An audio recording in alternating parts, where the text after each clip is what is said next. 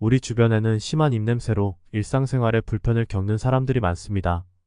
입냄새는 주로 입속에 있는 세균이 원인이며 세균이 단백질을 분해하는 과정에서 냄새가 발생하는 것인데요. 하지만 평소에 양치질을 꼼꼼하게 해도 입냄새가 심하다면 다른 질병을 의심해 볼 필요가 있습니다. 그래서 오늘은 간암을 비롯해 입냄새로 알 수 있는 건강 이상 신호 3가지와 간에 좋은 2가지 음식도 알아보겠습니다. 시작 전 구독과 좋아요 눌러주시면 영상 제작에 큰 힘이 됩니다. 첫 번째는 간 질환입니다. 양치질을 잘하고 구강 질환이 없는데도 입냄새가 심하다면 간 질환을 의심해 볼 필요도 있습니다.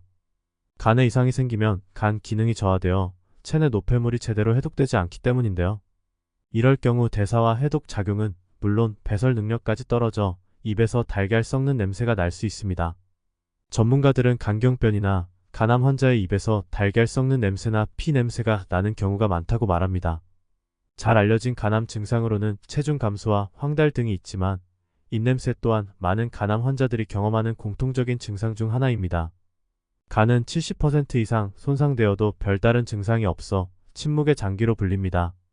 특히 간암으로 인해 소화 및 분해, 작용에 이상이 생기고 그로 인해 입으로 냄새가 올라올 정도라면 어느 정도 병이 진행되었을 가능성이 높습니다.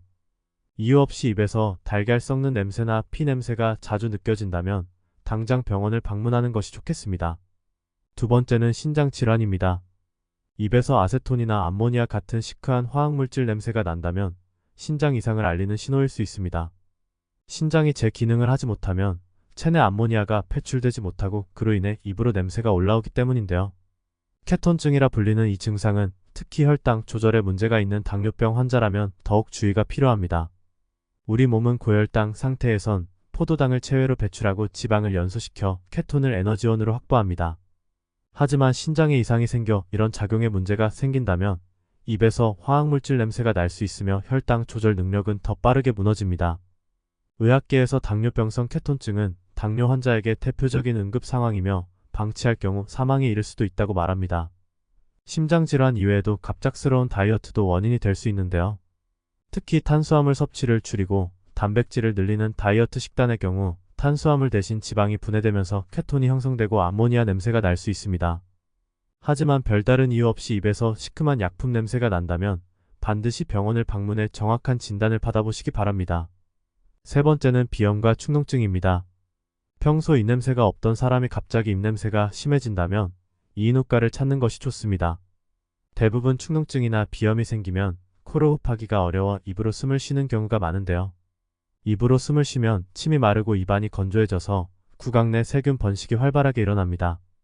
입속 세균이 급격하게 증가하면 단백질 분해가 잘 일어나 그만큼 입냄새가 날 가능성이 높아집니다. 또한 콧물이 밖으로 나오지 못하고 목 뒤로 넘어가 기관지로 흘러들면서 심한 입냄새를 유발하는 경우도 많습니다. 이럴 경우 비강 세척이나 약물 치료 등을 통해 코로 호흡할 수 있는 환경을 만드는 것과 함께 평소 습도 관리 또한 중요합니다. 갑자기 생긴 입냄새가 며칠이 지나도 사라지지 않는다면 병원을 방문해 그에 맞는 치료를 받는 것이 좋겠습니다. 특히 간 질환이 걱정되는 분들이 있다면 지금부터 말씀드릴 2가지 음식을 참고하시기 바랍니다. 추가로 간 건강을 위한 음식에 대해서도 알려드리겠습니다. 첫 번째는 부추와 된장입니다. 부추의 풍부한 베타카로틴과 비타민 B, 그리고 황화합물 등의 성분은 간 건강에 큰 도움을 줍니다. 이 성분들은 간 질환을 유발하는 활성산소를 효과적으로 제거하고 간 해독에 필요한 글루타티온의 체내 합성을 도와주는데요. 또한 항산화 작용이 우수해서 간의 피로해소와 함께 신진대사 활성화에 효과적입니다. 이런 부추를 살짝 데친 후 된장과 함께 무쳐서 먹는다면 간 건강에 더욱 큰 도움을 줄 수 있습니다.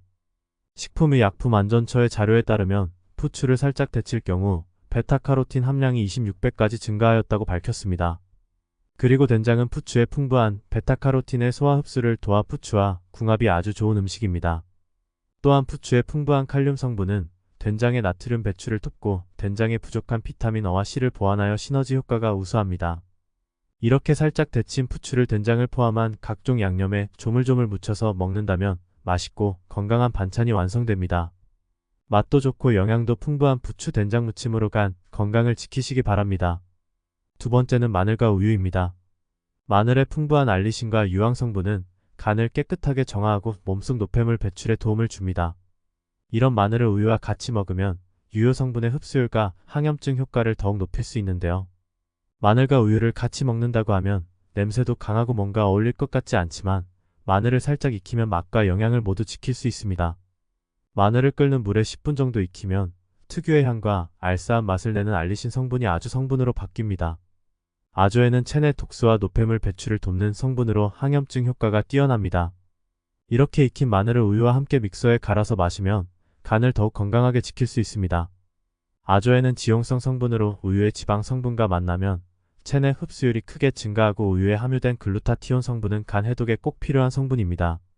하루 한 잔 마늘 우유를 꾸준히 마신다면 간을 깨끗하고 건강하게 지키는 데 큰 도움이 될 것입니다. 오늘은 입냄새로 알 수 있는 건강 상태와 간에 좋은 음식에 대해 알아봤습니다. 말씀드린 음식 이외에도 토마토와 계란, 브로콜리도 좋으니 참고하시기 바랍니다. 오늘 영상은 여기까지입니다.